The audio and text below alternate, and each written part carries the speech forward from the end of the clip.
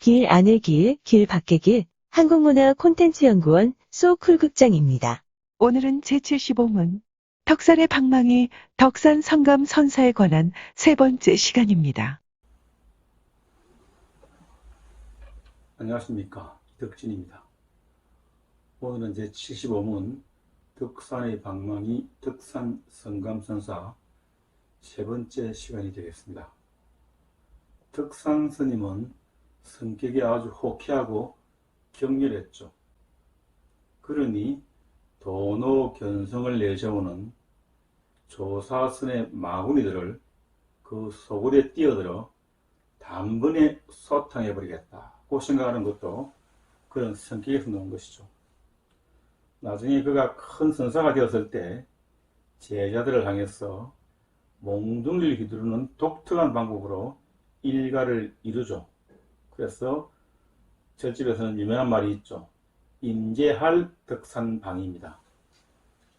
학인의 질문에 임재선사는 팔! 하고 큰 소리를 질렀다면 덕산은 몽둥이로 학인을 때리는 과격한 행동을 보이면서 교육을 시켰다는 이야기죠. 교학의 입장에서 본다면 성불하기 위해서는 세 단계를 거쳐야 합니다. 첫째, 모든 번뇌를 끄는 그 최고의 경지에서 금강석과 같은 견고한 직관력인 금강유정을 얻어야 합니다. 둘째, 그 금강유정을 근거로 현상계의 각가지 차별성과 사물계계의 특성을 모두 알 수 있는 후덕지를 얻어야 되죠. 셋째, 금강유정과 후덕지라는 두 지혜를 근거로 기나긴 세월 동안 부처님의 행위를 익히고 또 그 부처님의 행위를 익히는 세월에 10배 더 기나긴 세월 동안 부처의 세심한 행동거지 하나하나를 모두 익혀야 합니다. 그때가 되었어야 비로소 성불이 가능해지는 것입니다. 그러나 선적인 입장에서는 마음이 곧 부처이죠. 또한 지금 바로 이 자리에서 성불이 가능합니다. 또한 본래 부처로 태어났습니다. 그러므로 시간과 장소는 전혀 문제가 되지 않습니다. 바로 지금 이 자리에서 바로 깨칠 수 있는 것이죠. 학성이었던 덕산에게는 점진적인 방법을 부정하는 단도직입적인 조사선 혹은 남종선 입장이 전혀 이해되지 않았죠. 그래서 선을 수행하는 이 마구리들을 무찌르기 위해서 부사가 칼을 차듯이 금강경을 걸머쥐고 전장에 나가는 장수처럼 의기양양하게 남쪽으로 떠난 것입니다. 그런데 덕산은 떡장수 노파와의 문답을 통하여 철저한 수행과 체험이 결여되어 있는 교리적 학문적 지식으로는 부처의 자리에 도달할 수 없음을 자각하게 되는 것이죠. 일전일패입니다. 이것이 지난 시간까지 우리가 했던 내용이죠. 노파에게 일격을 당한 덕산은 참담하고도 무기력한 마음으로 가득 찼겠죠. 본래 적극적인 사람이라 도망치지 않고 용담선사를 찾아가죠. 그래, 용담이 얼마나 잘났는지 만나보자 하는 그런 심정이었겠죠. 객사에서 용담 스님을 기다리던 덕산은 한참을 기다려도 용담 스님이 오지 않자 자기도 모르게 본래의 호쾌한 솔직한 성격이 튀어나왔죠. 무소를 치면 다짜고짜 칼을 뽑은 격이 됩니다. 오랫동안 용담선사의 소문을 들었건만 막상 와서 보니 용도 없고 밤도 없구나 하고 큰 소리로 외쳤죠. 용담, 용도 없고 담도 없구나. 그러자 방 안의 병풍 뒤에서 용담 스님이 나옵니다. 그대는 이미 용담에 와 있노라 라고 하면서 덕산스님이 찾은 것이 불법의 진리나 조사였다면 절집에서 용이라는 말은 진리라는 의미를 가지죠. 따라서 용담이라는 말은 진리가 이미 원래부터 그곳에 있다는 의미가 되죠.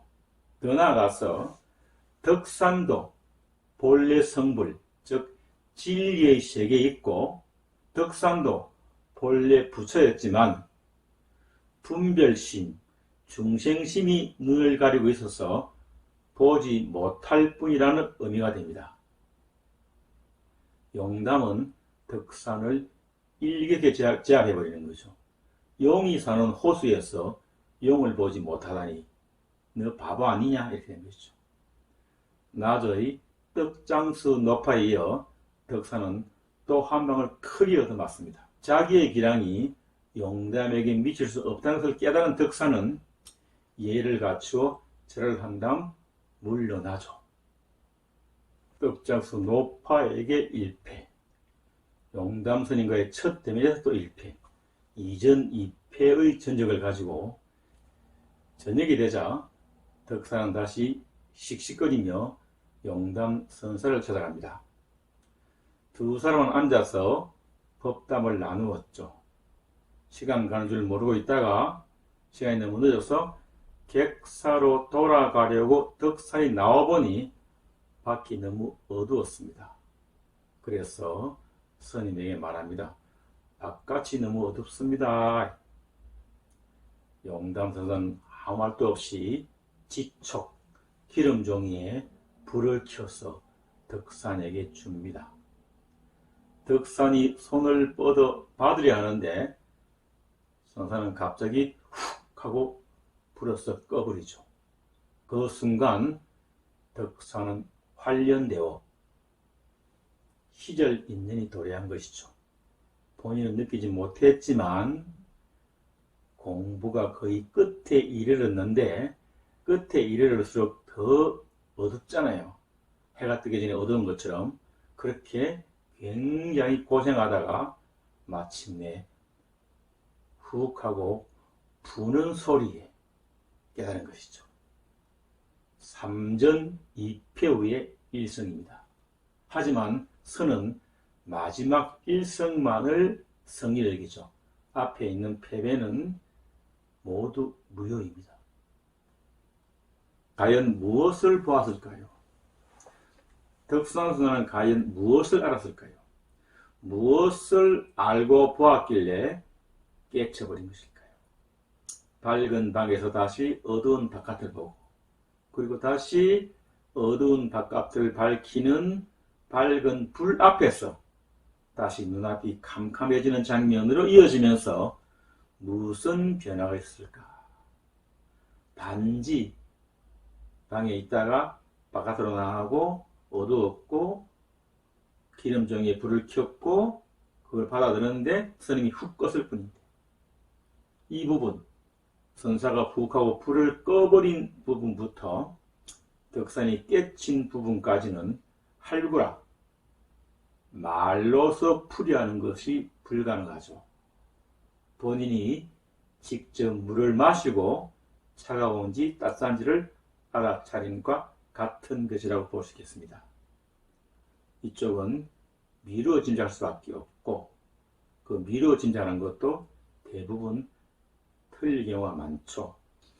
앞으로 우리가 이 할구 선사들의 선문답을 어떻게 하든지 현대 한국어로 설명해 보려고 애를 쓸 터인데 그것이 100% 맞는 설명이라고 볼 수는 없다라고 하는 것을 미리 여러분에게 말씀드리는 것입니다. 덕산이 일어나서 절을 했죠. 그러니까 용담이 묻습니다. 그대가 무슨 이치를 보았기에 나에게 절을 올리는가? 덕산이 말했죠. 지금 이후로는 다시는 마음이 곧 부처라고 한 천하, 노하상들의 말씀을 의심하지 않겠습니다. 이렇게 해서 덕사는 용담의 제자가 됩니다. 용담은 다음날 법상에 올라가 덕산의 깨달음을 천하에 알립니다. 여기에 한 사내가 있다. 이빨은 칼을 세워놓은 것과 같고 입은 피를 담아놓은 항아리와 같다. 한 방으로 후리쳐도 끄떡도 하지 않는다. 빛날 높은 봉우리 위에다가 나의 돌을 세우게 되리라. 이게 덕산의 견성에 대한 스님의 법문입니다. 덕산은 여기에 하답합니다. 자기가 메고 다니던 금강경 소초들을 가져와서 법당 앞에 쌓아두고는 횃불을 높이 들고 크게 외칩니다.